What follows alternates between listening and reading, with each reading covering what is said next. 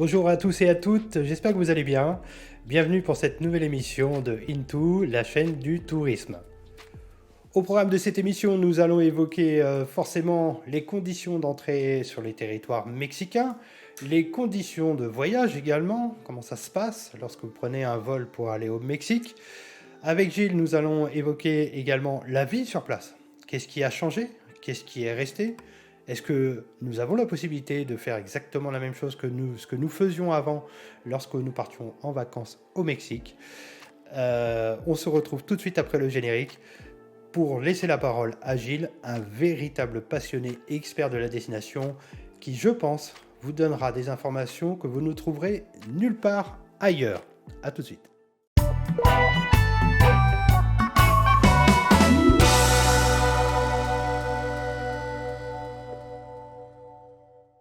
Mon invité d'aujourd'hui est un véritable professionnel du tourisme, un véritable passionné aussi de la destination qui a vécu là-bas.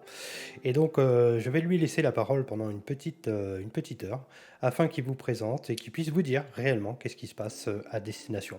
Bonjour Gilles, est-ce que tu peux prendre le temps de te présenter en quelques mots ton parcours professionnel, qui tu es et pourquoi cette passion pour la destination Mexique? Alors, bonjour à tous, Gilles Falcouk. Donc, moi, je suis actuellement dans la belle ville de Mérida, qui est la capitale du Yucatan. Mon parcours est un parcours qui a toujours été jalonné par le tourisme depuis le début. Euh, j'ai toujours été passionné par les voyages.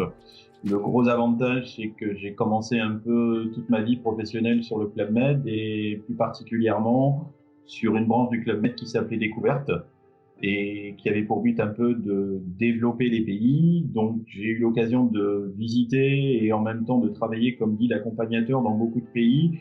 Et pourquoi le Mexique? Parce que le Mexique a été une très belle et première expérience, puisque je suis resté ici 2 ans en rayonnant autour de Mexico, ce qui m'a permis en même temps de connaître la totalité du pays et de connaître une très très grande partie de l'Amérique centrale en passant par le Guatemala et le Mexique.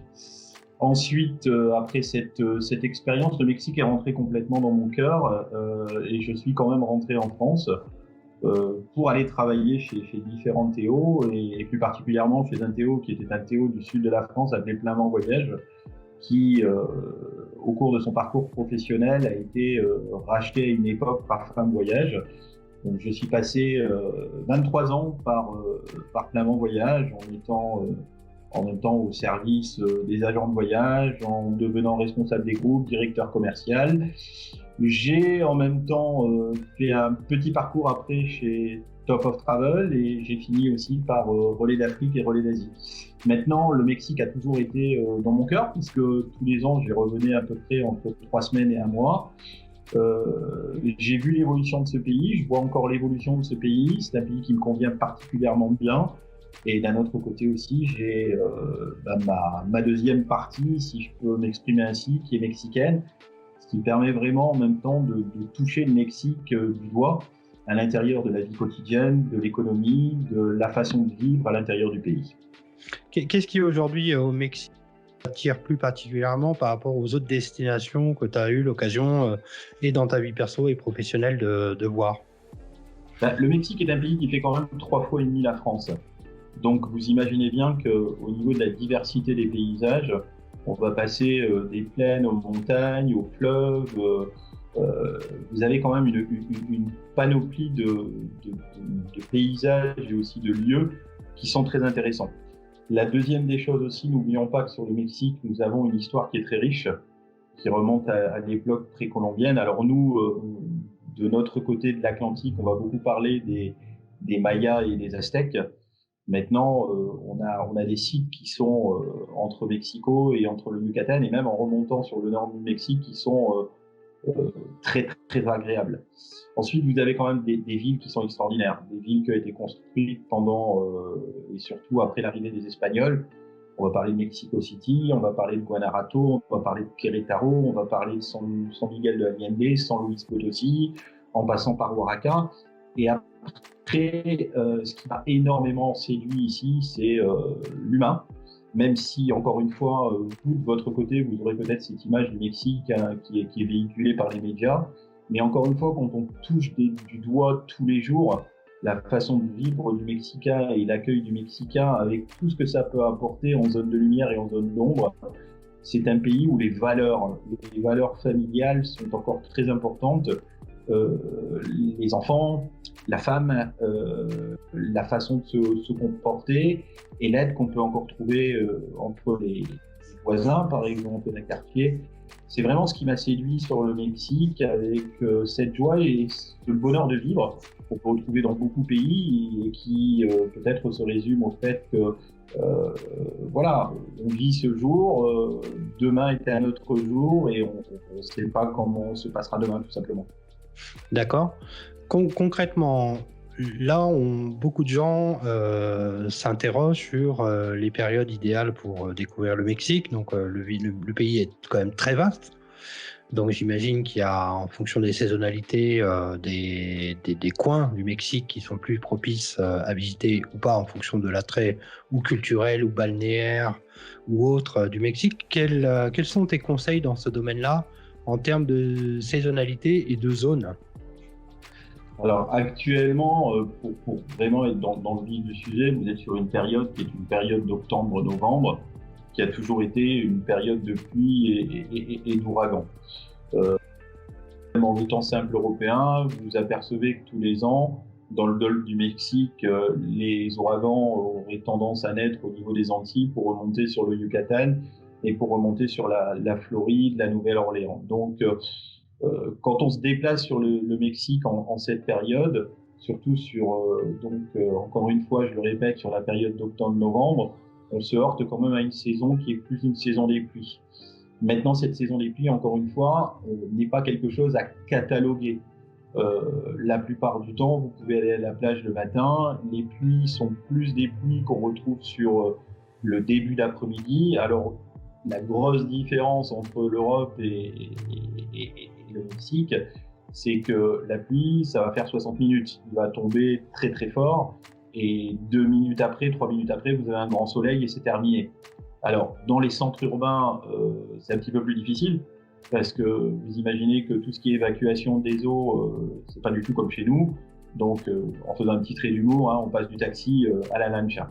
Maintenant, d'un autre côté, ce qui était très... Quand vous faites un circuit basique, pour commencer, la plupart du temps, on commence par Mexico. Alors, ce qu'on faisait, c'était que le matin, vous alliez sur les barques de Xochimilco, puisque c'est l'ancien lac. N'oublions pas quand même que la vallée de Mexico est un ancien lac. La capitale de Tenochtitlan des Aztèques était construite sur un lac. Et l'après-midi, on va la plupart du temps visiter le musée. Parce qu'on sait pertinemment que sur l'après-midi, on va avoir une verse et qu'il est peut-être plus agréable, effectivement, d'être dans un musée l'après-midi et de pouvoir profiter du beau temps ensuite. Après, c'est pareil. Plus vous allez remonter vers le nord du Mexique, qui est une zone sur laquelle je ne conseillerais absolument pas d'aller pour toutes les raisons que vous connaissez. Là, je ne rentrerai pas dans les détails. Mais actuellement, par exemple, sur une région comme Mexicali, qui est la frontière des États-Unis, on a des températures qui peuvent descendre à 7 degrés. Mais le touriste, et surtout vous allez plutôt avoir envie d'aller découvrir des régions comme le Quintana Roo, le Yucatan, aller sur Cozumel, Isla Mujeres, aller visiter toute la région de Cancun et des sites comme Uxmal, Chichén Itzá. Encore une fois, c'est une région qui est très calme. C'est une région sur laquelle on se sent bien, sur laquelle vous pouvez sortir. Il n'y a pas beaucoup plus de choses à savoir au niveau de votre insécurité. Il y a des choses simplement à savoir sur si vous louez une voiture, quand il faut rouler, pourquoi il faut rouler, ne pas rouler la nuit, faire attention à certaines choses sur la route. Mais on s'y sent vraiment très très bien. Et encore une fois, je le répète, toute cette région-là, ou même si vous allez sur la région du Pacifique, si vous allez sur Huatulco, ou si vous allez sur des régions comme cela, ça ne présente aucun risque et vous pouvez en même temps vraiment profiter de la plage, tout en sachant qu'effectivement, plus vous allez aller sur des périodes de mai-juin, plus vous allez aller sur des hautes périodes de chaleur. Et là, il faudra faire très attention par rapport à votre peau, par rapport au coup de soleil, par rapport à des choses qui sont tout à fait normales. Maintenant, d'un autre côté, vraiment, comme le Mexique, encore une fois, est 3 fois et demi la France, c'est un puzzle. On va prendre par exemple la Basse-Californie. Vous allez actuellement en Basse-Californie avec une saison qui est très chaude et très agréable.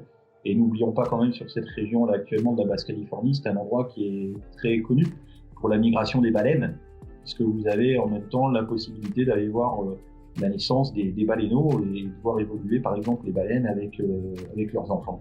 Donc gros puzzle, mais pas d'interdiction, et tout en sachant quand même que sur le Mexique, à part dans le nord ou dans la région des montagnes, vous avez des régions qui sont très froides sur le Mexique, mais qui sont très très peu visitées par les touristes, qui se concentrent essentiellement sur des zones balnéaires qui sont accessibles et visitables toute l'année, encore une fois en mettant ce bémol sur la partie octobre-novembre qui est la partie des ouragans. Vu ton expérience et ton expertise dans pas mal de pays de la région, notamment de la zone Caraïbe, quels sont selon toi les atouts de la région vis-à-vis de destinations proches comme Cuba ou la République dominicaine, qui sont quand même des destinations assez prisées de la clientèle française? En quoi ça se différencie vraiment? Alors, en quoi ça se différencie? Déjà, on va avoir l'avantage sur le Mexique de pouvoir... Moi, je fais toujours une comparaison qui est tout à fait logique. Si vous avez envie, effectivement, d'être dans un endroit un peu comme en République dominicaine ou peut-être un Cuba, sur lequel vous avez besoin d'être dans un hôtel en formule all-inclusive, avec de l'animation, avec des magasins, avec des discothèques, à partir de là, je vous conseillerais tout simplement d'aller sur Cancun, d'aller sur Cozumel, ou d'aller sur ces régions-là. Maintenant, le gros avantage encore du Mexique, et pour l'avoir vécu encore la semaine dernière, plus vous allez descendre sur le sud du Quintana Roo, plus vous allez avoir des stations qui sont peut-être moins connues. Je vais prendre la situation de Marahual, par exemple, qui se trouve entre le sud de Tulum et le nord de Chetumal, qui est la capitale de l'état du Quintana Roo. C'est un petit village, vous avez la route principale, ensuite vous prenez une route de 47 km, et là vous avez des hôtels qui sont en bordure de plage, qui sont, je vais vous prendre un peu l'hôtel que j'ai visité la semaine dernière, sur lequel moi j'ai séjourné, qui est l'Alma Plena. L'Alma Plena est à 11 km au sud de Narawal. C'est un hôtel qui est composé à peu près d'une dizaine de chambres, avec des chambres qui donnent directement sur la plage, et avec une plage qui est extraordinaire, et sur lequel, oui, pendant cette période actuelle, je me suis retrouvé sur une plage de sable blanc avec une eau cristalline, sur lequel dans la journée j'étais peut-être le seul, et sur lequel je pouvais aller complètement me baigner, profiter de l'environnement, avec un environnement de forêt, avec des oiseaux multicolores, avec des bruits, avec des choses qui sont particulièrement intéressantes. Le gros avantage de ces régions, encore une fois je le répète, c'est que vous pouvez choisir entre ce que vous voulez. C'est ce côté très touristique, très développé, si vous en avez besoin. Et si vous avez besoin de faire un peu les Robinson Crusoe et de vous retrouver dans un hôtel sur lequel vous allez vous reposer et vous avez même l'impression d'avoir votre plage privée avec votre eau devant, vos poissons, etc., vous pouvez le retrouver aussi sur le Mexique. Donc c'est peut-être un des avantages, tout en sachant qu'on sait pertinemment qu'actuellement, on va se diriger vers un tourisme un petit peu plus solidaire et un petit peu plus, je dirais, responsable de son environnement. Je rouvre encore la parenthèse sur mon séjour de la semaine dernière. L'électricité dans cet hôtel est produite de façon solaire. Donc, vous avez effectivement tous les moyens nécessaires pour rester branché, pour avoir votre Internet, etc., etc. Mais on arrive vraiment dans un tourisme qui est plus un tourisme éco-responsable, mais sur lequel on va se retrouver dans des situations qui sont et dans des lieux qui sont complètement magiques. Et je pense que c'est ça la grosse différence un peu avec sur des régions qui vont être des régions un petit peu plus comme Cuba. Encore une fois, je vais relativiser, mais on sait pertinemment qu'on a travaillé très très longtemps sur un tourisme qui était un tourisme de masse et que tout ça va changer. Et j'ouvre quand même la parenthèse parce que au sud du Mexique, vous avez quand même ce beau pays du Belize, qui est la deuxième barrière de corail au monde après l'Australie, et qui est un endroit qui est merveilleux et complètement hors du temps. Et là, vous allez vous retrouver dans des endroits qui vont se graver dans votre mémoire jusqu'à la fin de votre vie, tout simplement. D'accord. En termes de diversité d'activités proposées, tu situerais le Mexique comment vis-à-vis justement la cité auparavant, qui sont quand même des destinations plutôt prisées de la clientèle française en termes d'attractivité? Encore une fois, on va arriver sur les activités qu'on a citées sur Cuba, sur Saint-Domingue. On les retrouve sur le Mexique, que ce soit le scuba diving, la plongée, les balades en forêt, les sorties en 4x4, les sorties en moto, tout ça vous allez retrouver. Maintenant, ce qu'on ne va pas retrouver ni sur Cuba ni sur Saint-Domingue, c'est tout un peu ces pans de l'histoire des Mayas, quoi. Hein. Si on pense simplement sur le Yucatan, Quintana Roo, moi je vais vous parler de Chichén Itzá parce que Chichén Itzá, effectivement, c'est un des plus grands sites qui est visité, mais il faut savoir ici que c'est truffé de sites, quoi. Et qu'à partir de là, vous n'avez qu'à prendre la route entre Chetumal et aller jusqu'au Campeche. Vous avez un site qui est dans la forêt qui s'appelle Calakmul, que moi j'ai connu à l'époque, qui était un site où c'était une route forestière pour y arriver. Au fur et à mesure, on a découvert que le site de Calakmul, au niveau de l'histoire des Mayas, était beaucoup plus important, si ce n'est plus, qu'Uxmal ou Palenque. Maintenant, le gros avantage de ça, c'est que vous avez en même temps la découverte des sites qui sont encore complètement imprégnés de la forêt, et vous avez aussi toute une vie animale qui s'y déroule, que ce soit les singes, les jaguars, les oiseaux de couleur. Donc ça fait un plus sur le Mexique. C'est-à-dire que d'un autre côté, on peut passer de la plage le matin en se disant on va prendre les enfants dans l'après-midi, on va aller visiter un site et en même temps on va pouvoir observer tout ce qui est la nature. C'est simple, hein. Prenez votre voiture, vous allez voir des singes, vous allez voir des oiseaux de couleur orange, bleu, violet, etc.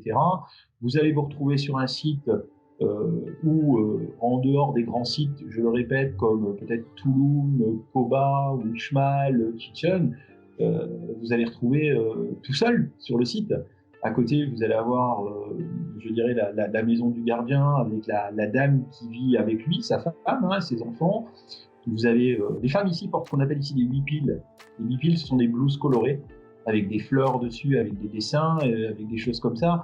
Et vous pouvez partager simplement une galette de maïs avec eux, discuter avec eux. Et ça, c'est encore un petit peu ce qu'on peut retrouver dans des pays comme Saint-Domingue ou Cuba. Mais je pense que le gros avantage du Mexique, c'est d'avoir une histoire qui est une histoire très importante, aussi importante que les égyptiennes, hein, que l'histoire égyptienne, par rapport à toutes les civilisations. Donc on peut avoir toutes les opportunités, même d'aller rejoindre un site en faisant une marche de 2-3 heures à travers la forêt. Et ça, c'est ce côté-là qui me plaît. C'est ce côté en même temps privilégier la nature, privilégier une mer qui est assez exceptionnelle, et puis après avoir du culturel. D'accord. Alors, il y a une question qui se pose vraiment en ce moment du fait de la pandémie, c'est les conditions d'accès au pays. Donc là, l'émission que j'anime a pour but de donner des informations claires, de façon très transparente sur comment ça se passe aujourd'hui au départ de France pour rejoindre par exemple Cancun ou Mexico.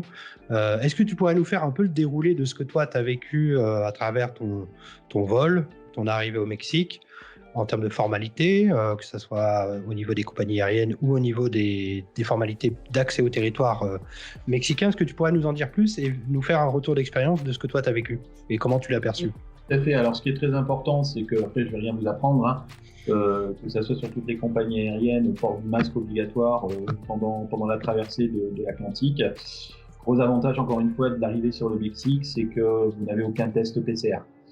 Vous avez simplement un papier qui est mis en place par le gouvernement que vous pouvez complètement récupérer sur le site du gouvernement mexicain ou même en allant sur le site d'une compagnie aérienne. Vous le remplissez le jour même. Si vous n'avez pas rempli ce papier, lorsque vous êtes dans l'avion, vous avez bien sûr le premier papier à remplir pour vous autoriser le droit de venir passer aux grandes dames 6 mois sur le territoire mexicain, plus un deuxième papier qui vous demande tout simplement si vous avez été en contact avec quelqu'un qui a eu le coronavirus, si vous vous avez mal à la gorge, si vous avez de la fièvre, etc. etc. Ensuite, lorsque vous débarquez sur le sol à Mexico, c'est très simple, hein. Préparez votre passeport, vous faites la queue, puisque, je le répète, moi quand je suis arrivé sur le Mexique, là, il y a à peu près maintenant pas loin de 3 semaines, le vol était plein. Le passage aux frontières a nécessité quand même à peu près 45 minutes parce que tellement il y avait du monde sur les arrivées, je dis bien sur l'aéroport de Cancun, tout en sachant quand même qu'ici, nous sommes dans une situation où l'on marche sur des couleurs de feu tricolores. Hein. Vous avez le rouge, vous avez l'orange, vous avez le jaune, le vert. Actuellement, dans une période jaune, et on passe même, je pense, d'ici très peu de temps, sur une période verte. Ça, c'est vraiment pour rassurer un peu les gens. Une fois que vous passez la frontière, donc, on vous demande votre passeport, on vous demande éventuellement votre papier attestant que vous n'avez pas ni de fièvre ni rien du tout, et après vous allez récupérer votre bagage et on vous attend à la sortie tout simplement. Donc c'est vraiment très très simple. Une fois que vous êtes arrivé, soit vous prenez un taxi, puisque les taxis sont tous équipés maintenant de vitres en plexiglas à l'intérieur. Qui permettent donc d'être immunisés entre vous et le chauffeur. Vous portez votre masque bien sûr dans le taxi. Vous arrivez à l'hôtel. Alors ce qui est très très très très intéressant ici dans les hôtels, c'est que déjà on prend votre température quand on arrive. Même dans tous les lieux, on prend votre température. Que vous montiez dans un bus, que vous alliez faire vos courses chez le marchand de fruits d'à côté, etc. On vous demande aimablement de laver vos petites menottes. Ensuite, lorsque vous arrivez, donc on revient sur le parcours à la réception de l'hôtel. On prend votre passeport, on a un système un petit peu de détection de passeport. On vous lave votre passeport à peu près, on vous prend votre bagage, on le désinfecte aussi. Bien sûr, toujours un peu cette vitre de plexiglas entre la personne qui est à la réception et vous. Et ensuite, vous montez dans votre chambre et puis vous vivez tout à fait normalement, quoi. En ce qui concerne la vie dans les rues, les Mexicains sont très coordonnés. On a le port du masque ici dans les rues. Il y a quelque chose qui est quand même bon à savoir, c'est que les écoles sont fermées par exemple depuis la mi-mars ici, et les écoliers ne retourneront pas à l'école avant le mois de janvier, voire la mi-janvier. Tous les cours sont assurés par le biais d'Internet, et pour les gens qui n'auraient pas Internet dans les villages un peu plus reculés des régions, vous avez 4 chaînes qui sont des chaînes nationales qui ont pour but un petit peu de véhiculer l'éducation des enfants à travers les canaux de la télévision. Et je vais vous dire une chose, ici la vie est très agréable. On sait que le coronavirus est ici, mais on n'a pas du tout cette impression d'étouffement, cette impression de ne plus se sentir libre. Le gros avantage par rapport à la mentalité européenne et la comparaison entre la mentalité européenne et la mentalité mexicaine, c'est que le Mexicain, encore une fois, c'est mañana et on vit au jour le jour, comme dans plusieurs pays. Et on le vit très bien, on le vit très bien, puisque là, demain, par exemple, on va arriver sur El Día de los Muertos, qui est donc la Toussaint. Et vous savez qu'ici, il y a une certaine dualité entre la vie et la mort. Dans toutes les maisons, on dresse des autels avec le portrait de nos chers défunts. Et la porte est ouverte entre le monde réel et le monde irréel. Et c'est ce qui permet d'avoir une certaine philosophie de vie qu'on n'aura jamais en Europe, puisque c'est pas notre culture, mais ce qui permet ici de vivre très très agréablement en période de coronavirus, avec toutes les protections qui sont les protections pour l'arrivée des touristes et pour faciliter grandement l'arrivée des touristes. Et d'un autre côté, j'ose le dire aussi, c'est que le fait de venir ici, et moi j'ai vu des Français là actuellement qui sont des familles, qui sont venus louer des voitures, qui sont partis sur les îles, ça se passe réellement très bien. Et n'oublions pas quand même ce côté financier, parce que vous allez avoir des opportunités sur des hôtels qui sortiront peut-être en temps normal 2, 3, voire 5 fois le prix, avec des conditions qui sont des conditions agréables.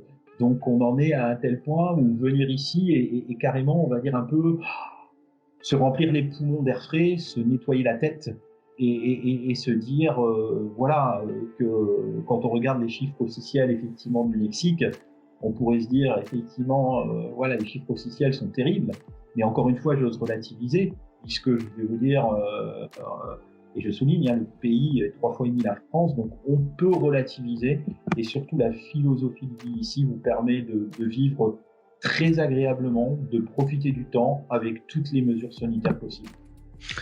Tu peux nous donner des exemples, par exemple, lorsque tu sors des hôtels pour aller dans les restaurants, pour aller faire des excursions notamment, qu'est-ce qui a changé par rapport au tourisme qu'on a connu avant Covid? Alors, les choses ont changé parce que les choses ont changé un peu dans la normalité des choses. C'est-à-dire que quand vous allez, par exemple, on va reprendre le cas de Chichén Itzá, qui est le site le plus connu de la région, Les visites sont toujours possibles puisque le site est ouvert à partir de 9h le matin jusqu'à 15h. On vous demande simplement maintenant de rentrer sur un parcours fléché, de porter le masque au moment où vous allez visiter votre site et de n'être pas plus que 10 personnes accompagnées d'un groupe lorsque vous allez visiter ce site. Maintenant, si vous prenez, je dirais, des sites comme Kaba, Labna, Sahil, qui sont aussi sur la route Pouk. Alors Pouk, ça veut dire simplement le style, hein, c'est un style maya bien particulier. Là, vous prenez votre petite voiture, vous arrivez sur des sites, vous descendez, vous êtes complètement libre. Il n'y a pas du tout, je dirais, d'obligation sur ce genre de site. Donc on a quand même un peu ce sentiment de liberté. Après, à vous de prendre vos responsabilités, de porter un masque. Maintenant, si vous êtes complètement dans la forêt, s'il n'y a personne autour de vous, encore une fois, le masque, vous le retirez parce que porter un masque avec des températures de 35 et 38 degrés, c'est pas forcément agréable. Mais je dirais que sur tous les sites, et là, je regardais les chiffres, par exemple, de fréquentation depuis le mois de septembre, c'est hallucinant le nombre de personnes qui ont été visiter des sites comme Chichen, Uxmal, Koba, Tulum, quoi. Tulum a je dirais,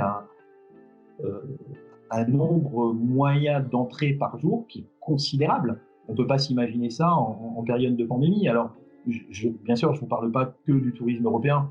Je vous parle aussi des Canadiens, je vous parle des Américains qui arrivent ici, je vous parle aussi du tourisme local, puisque nous, on a développé le tourisme national chez nous en temps de crise et sur la France. On en fait autant ici. C'est-à-dire qu'on essaye un petit peu de drainer les Mexicains qui vivent à Mexico dans une ville qui fait plus de sur le district fédéral de 22 millions d'habitants, de prendre un vol low cost, hein, un peu comme un Ryanair ici à Volaris, et puis vous arrivez sur Cancun ou vous arrivez sur Chetumal, et après vous louez une voiture, et j'ai encore le souvenir, là, je viens de louer une voiture pendant 3 jours, la location d'une voiture, une petite voiture, hein, la première gamme, hein, 3 jours ça m'a coûté 65 €. Hein. Donc je dirais encore une fois, en prenant toutes les conditions dans les endroits qui sont les plus touristiques, vous visitez ça particulièrement bien, sans avoir ni pression et en vous sentant encore une fois très très bien, tout simplement. Et lorsque vous quittez votre hôtel et vous allez dans les rues de Mérida, à part les magasins qui doivent fermer aux alentours de 18h, les restaurants sont ouverts et les consignes sont exactement les mêmes. Hein. On prend votre température à l'entrée du restaurant, vous avez un endroit pour vous laver les mains, vous portez votre masque et dès que vous êtes assis à table, eh ben, écoutez, vous quittez votre masque. Il n'y a pas de couvre-feu comme en République dominicaine, hein. Non, il n'y a absolument aucun couvre-feu ici, je le répète. Hein. On est sur un système de sémaphoros. Sémaphoros, ce sont les feux tricolores. Hein. Chaque gouverneur de chaque État du Mexique prend ses propres décisions. Et en vous parlant ici plus particulièrement de ces zones plus touristiques comme le Yucatan, le Quintana Roo, on est sur des positions entre couleur jaune et couleur verte, quoi. Avec une diffusion du virus qui est peu, très peu. Alors oui, on n'a pas d'hiver, on n'a pas ce qu'on vit en France avec des baisses de température. Voilà, ici vous avez quand même un climat qui est continu avec plutôt des températures qui tout au long de l'année aussi entre 35-38 degrés voire plus, quoi. D'accord. Il y a une question qui revient quand même assez souvent aussi en ce moment. C'est comment les autorités mexicaines gèrent les cas Covid à destination. C'est-à-dire, qu'est-ce qui se passe? Est-ce qu'il y a une prise en charge? Est-ce qu'il y a des assurances qui ont été mises en place par le gouvernement mexicain sur le sujet? Est-ce que le niveau hospitalier est à la hauteur d'éventuelles complications qui pourraient survenir sur le territoire mexicain? C'est vrai que ça, c'est des questions que beaucoup de gens me posent, sur lesquelles il y a peu ou pas d'informations suivant les destinations. Est-ce que toi, de ton côté, tu as plus d'éléments de réponse sur ce sujet-là? Alors, déjà, personnellement, étant donné que je suis ici, je suis parti de France avec une assurance Covid. Donc, quoi qu'il arrive, moi, j'ai un numéro d'urgence. Après, je ne vous citerai pas l'assureur, mais tout simplement, s'il m'arrivait quoi que ce soit, j'ai ce numéro qui me permet d'ouvrir un dossier et en même temps d'être hospitalisé. Sachez ici que dans toutes les villes, on a des hôpitaux publics et des hôpitaux privés, et que à partir de là, vous pouvez, si vous connaissez l'endroit, choisir votre hôpital et suivi. Tous les hôpitaux sont ouverts, les cas sont traités. Comme on n'a pas, je dirais, une frénésie de cas ici, quand vous passez par exemple devant un hôpital, il n'y a pas eu de queue, il y a des gens qui sont dans l'hôpital parce qu'ils ont des cas Covid aussi, il ne faut pas l'oublier. Maintenant, on n'est pas au milieu de la pampa. Que vous soyez à Cancun, que vous soyez à Cozumel, que vous soyez à Mérida, que vous soyez à Chetumal, plus particulièrement parce que moi je réside actuellement plus sur Chetumal, vous avez plusieurs hôpitaux qui sont des hôpitaux dans la ville, qui sont des hôpitaux privés, des hôpitaux militaires ou alors des hôpitaux publics. Donc en aucun cas, on ne sera pas traité ou on ne sera pas suivi. Vous aurez bien sûr en tant que Français ici la possibilité en même temps d'être accompagné par votre assurance, et ça, quoi qu'il arrive, il faut, et tout de même, on vous laissera pas rentrer. Au bout d'un moment, on peut vérifier aussi si vous avez une assurance, et vous serez suivi et vous serez couvert. Donc, il n'y a pas non plus à s'en soucier, et je pense qu'en respectant encore une fois les règles qui sont les règles normales, par rapport à du Covid, que vous soyez dans un restaurant, dans un magasin, dans un autobus, etc., et vu comment ça se passe ici sur le Mexique, même dans un taxi, il y a de loin peut-être beaucoup moins de risques d'être ici que d'être en Europe actuellement. C'est clair. Est-ce que tu as eu l'occasion, durant ton périple au Mexique, de rencontrer des touristes français, échanger avec eux, et quel est le ressenti de ces derniers par rapport aux vacances qu'ils sont en train de passer là-bas? Alors, c'est assez étrange parce que je ne m'attendais pas à ça. Le premier jour, par exemple, à l'aéroport, j'ai rencontré une famille qui était une famille de Rennes, papa et ses 2 enfants, qui louaient une voiture et qui remontaient sur une île qui se trouve au nord de Cancun, très serein. Voilà. Après, je n'ai pas pu, malheureusement, sur cette période très courte à l'aéroport, discuter avec lui. Parce que j'aurais eu vraiment la curiosité de savoir un peu comment lui avait pu acheter son voyage. Lorsque j'étais même à l'hôtel la semaine dernière, dans le peu de personnes qui étaient dans l'hôtel, je pense qu'on était peut-être à peu près 4 ou 20 il y avait une famille aussi, une famille de Français qui était là-bas, papa, maman, enfants. Voilà, j'ai pu discuter aussi un petit peu avec eux. Maintenant, où je suis quand même assez dubitatif, et ce qui m'a énormément étonné, c'est qu'actuellement, en tout cas sur cette région qui est encore une fois la région du Yucatan et du Quintana Roo, j'ai l'occasion de voir des Français qui sont là actuellement et qui vivent particulièrement bien leurs vacances.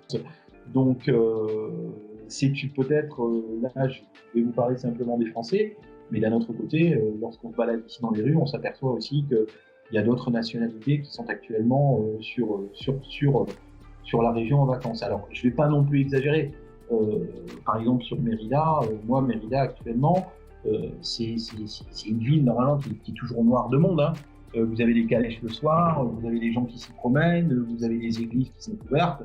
Là, on a plus l'impression un peu de se retrouver dans une ville qui est très très calme, une ville de province, quoi.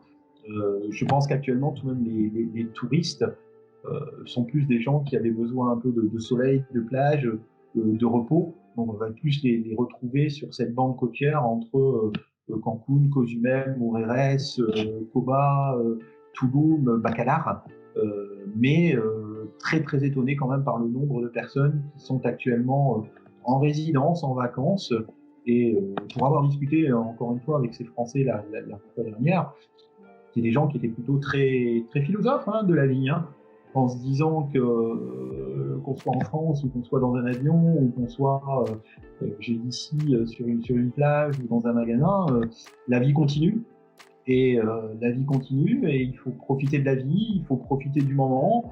Et ils m'ont dit tout simplement aussi qu'il fallait profiter des prix actuellement, quoi, parce que les prix étaient tellement, tellement sympathiques.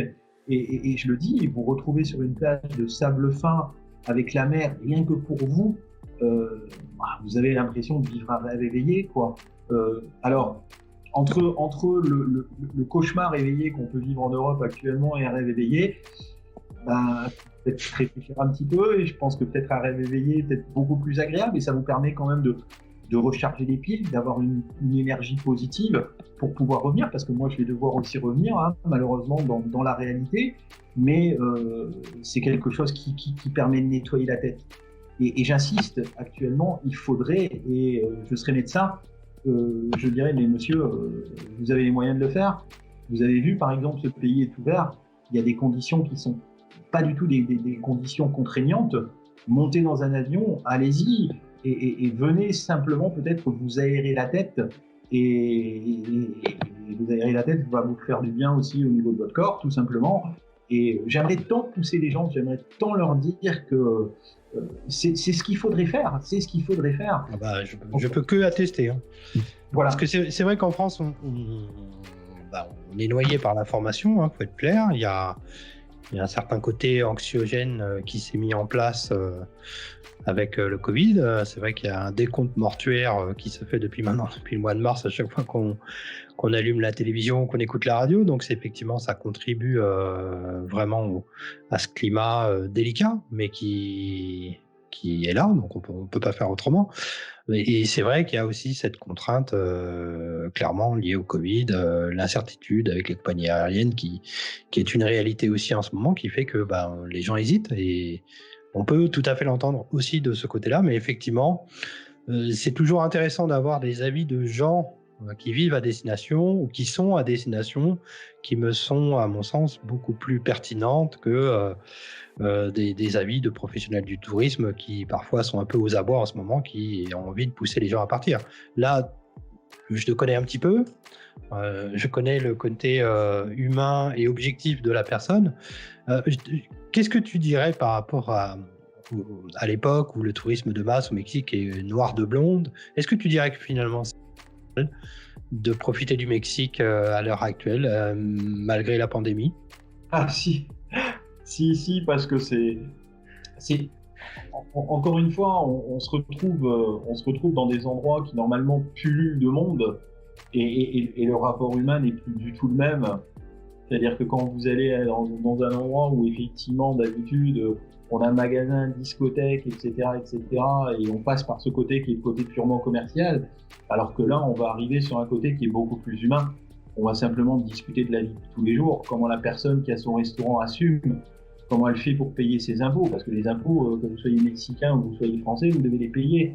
Mais on arrive effectivement sur un champ de vision qui n'a absolument rien à voir. Et après, on peut en même temps comparer, encore une fois, et je le répète, cette mentalité qui est la mentalité du Mexicain et la mentalité de l'Européen qui n'a rien à voir. Je le dis, nous, on est très, très, très contents chez nous. Et soyez contents. Vous avez l'État qui est là, qui vous aide, qui vous donne de l'argent financièrement. Le Mexicain, Covid ou pas Covid, pour mettre 10 haricots dans l'assiette de son fils ou de sa fille, devra aller vendre ses légumes, devra aller vendre ses fruits. Alors oui, il va avoir ce qu'on appelle ici son cobreboca, c'est-à-dire son masque, mais d'un autre côté aussi, on va pas lui donner l'argent lui, hein. On va pas lui dire monsieur, voilà. Donc on arrive effectivement sur des rapports qui sont des rapports beaucoup plus vrais et qui ne sont plus en même temps ces rapports que l'on peut avoir dans un milieu qui est très touristique et basé essentiellement sur du commercial. Et ça fait du bien, encore une fois, c'est-à-dire c'est une grosse respiration par rapport à son cerveau. On va faire une comparaison toute simple entre vous qui êtes dans votre fauteuil le soir, même si vous voulez pas regarder la télé, même si vous voulez pas être sur votre smartphone, et moi qui vais peut-être me retrouver sur une plage le matin avec 7 heures de différence et qui vais regarder les informations sur le site de tel ou tel journal, c'est pas du tout la même chose. Parce que après, je vais poser mon smart et puis je vais aller me baigner, et puis je vais aller me mettre dans une mer bleue, et puis je vais profiter du soleil, et puis je vais aller m'acheter une coco ou un ananas à un gars qui se trouve sur une plage, et puis on va parler de ses gamins, on va parler de son école, on va rigoler, on va faire des choses ensemble, etc., etc. Et quoi? En résumé, le Covid, il sera toujours là, que je sois en France ou que je sois ici. Mais peut-être que, encore une fois, ça n'engage peut-être que moi, mais c'est, comme on dit ici, la vida es nada, hein. C'est-à-dire que vous êtes là aujourd'hui et demain vous êtes peut-être pas là. Alors après, qu'est-ce qu'on fait? Si on peut et si on a plutôt les moyens de le faire, peut-être que la vie est peut-être plus agréable ici, tout en restant, je dirais, en contact avec la France et en connaissant l'actualité terrible qui traverse actuellement la France.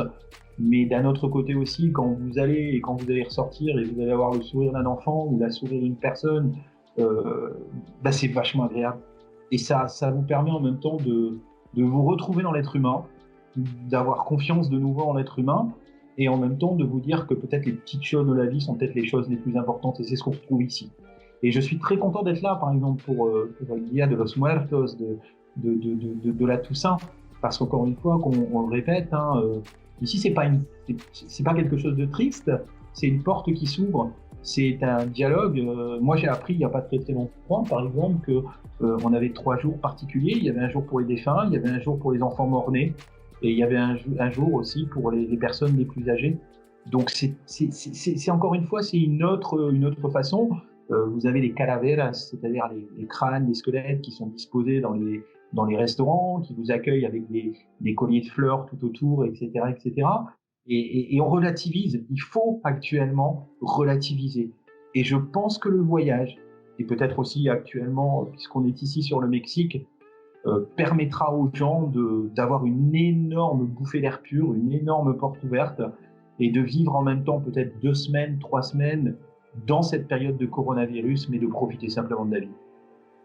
C'est une belle conclusion, je te dirais là. C'est une belle... je dirais pas que c'est une leçon de vie, mais c'est vrai que c'est un constat objectif des choses, je crois.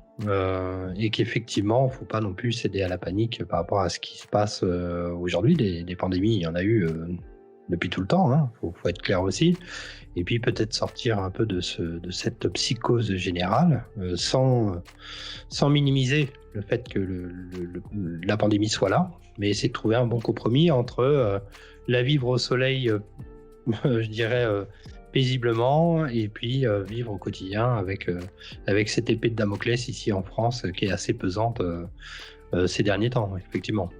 Tout à fait. Donc encore une fois, je le répète, dans la vie, on a des choix à faire.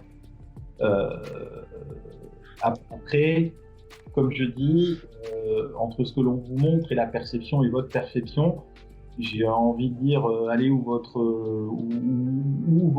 cœur vous mène, tout simplement.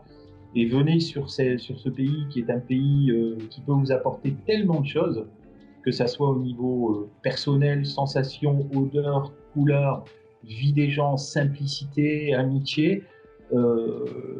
Même en cette période, encore une fois, de coronavirus, je le répète, mais pour être ici, je suis très philosophe. Je prends la vie comme elle doit venir. Je partage ma vie avec quelqu'un qui est une Mexicaine, qui est une femme mais extraordinaire, ayant une vie très très difficile, et ça vous apporte tellement de bonheur. Et c'est ce qui nous manque actuellement par chez nous. Mais peut-être que simplement le bonheur, il est derrière votre porte. Relativisez. C'est très difficile. Mais sachez qu'ici, tous les Mexicains vous accueilleront avec beaucoup, beaucoup d'amour. Moi, j'étais dans le taxi hier. Le mec était sidéré. Le chauffeur de taxi, il nous expliquait, il me disait c'est génial de pouvoir voyager, c'est génial de pouvoir faire ça.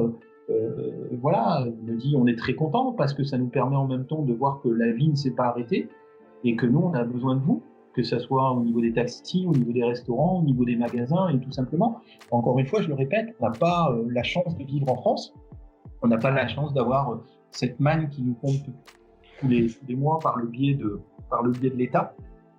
Mais on a peut-être oublié simplement de vivre et on a peur. Et la peur est à l'opposé de la vie. Et encore une fois, vivez. Vivez, venez ici, profitez de ces endroits.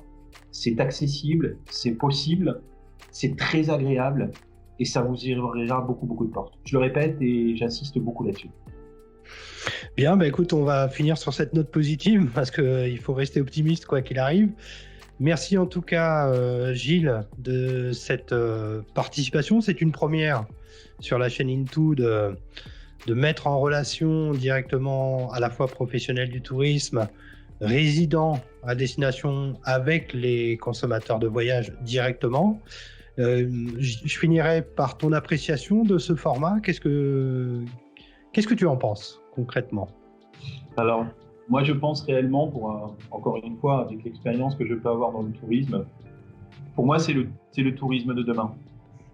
C'est-à-dire que je veux et j'aimerais qu'à chaque fois on soit capable, dans une agence de voyage, dans un lieu de vente de tourisme, d'avoir peut-être la possibilité d'appuyer sur un bouton et de se mettre en relation avec quelqu'un sur place qui vous expliquera et qui vous dira tout simplement que que la vie au Tibet, la vie en Thaïlande, la vie au Vietnam, en Indonésie est quelque chose de simple, de basique. Et surtout, oublions tout ce côté pécunier, tout ce côté purement financier, et revenons à des bases qui sont les bases de l'envie de faire rêver les gens. Le voyage est indispensable à l'être humain, va continuer de l'être, et nous permettra, et vous permettra à tous, encore une fois, de relativiser et d'ouvrir des choses qui sont plus qu'importantes pour l'être humain, la confiance en l'être humain, et redonner surtout de l'optimisme dans toutes ces périodes qui est une période très nébuleuse. Donc moi, ce format pour moi est quelque chose à généraliser. De plus en plus, il faudra qu'on travaille de cette manière-là.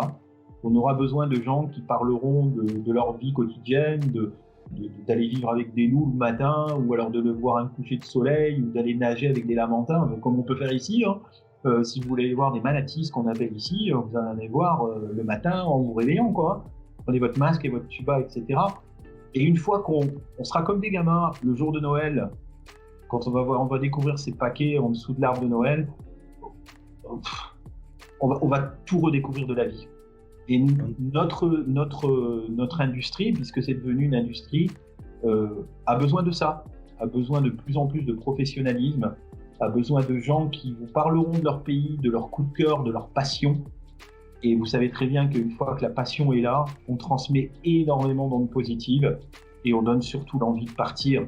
Et partir, c'est effectivement partir pour un prix, ça je peux le comprendre, mais partez pour vous, partez pour vous construire vous-même, et partez avec des professionnels et des gens qui vous donneront envie de découvrir tous les pays du monde, parce qu'on a une très très belle planète et il faut la protéger. En tout cas, grand merci à toi. T'en prie. Respect, respect pour toi, Gilles. J'invite à tout le monde à pouvoir communiquer directement à travers le chat avec Gilles. Ses coordonnées seront disponibles dans la description de cette vidéo, en bas de cette vidéo, si vous voulez continuer à échanger avec Gilles sur le sujet, si bien sûr tu l'acceptes, mon cher Gilles. Sans aucun problème. Voilà, donc c'est une première sur la chaîne, ça ne sera pas la dernière. Je pense qu'en tant que consommateur, vous êtes en quête d'informations, peut-être de vérité aussi, et d'authenticité sur les informations qui peuvent vous être données à la fois par les professionnels du tourisme, mais également par les voyageurs eux-mêmes sur les chats ou à travers les différents blogs qui existent sur Internet. Et là, vous avez une nouvelle version via YouTube de gens passionnés, comme vous pouvez le voir, et qui vivent à destination et qui pourront donner des informations que vous ne trouverez sûrement dans aucun guide, ni même aucun blog. Voilà, je te remercie. Franck. Je te remercie beaucoup pour cette première. Merci d'avoir regardé cette vidéo. N'hésitez pas à la partager, à me mettre un petit pouce bleu si vous avez aimé. Retrouvez-moi sur Facebook, Instagram, et vous pouvez également être notifié des toutes dernières vidéos en cliquant sur la petite cloche en bas à droite. Et bien sûr, abonnez-vous. Je vous dis à très bientôt et vive le voyage!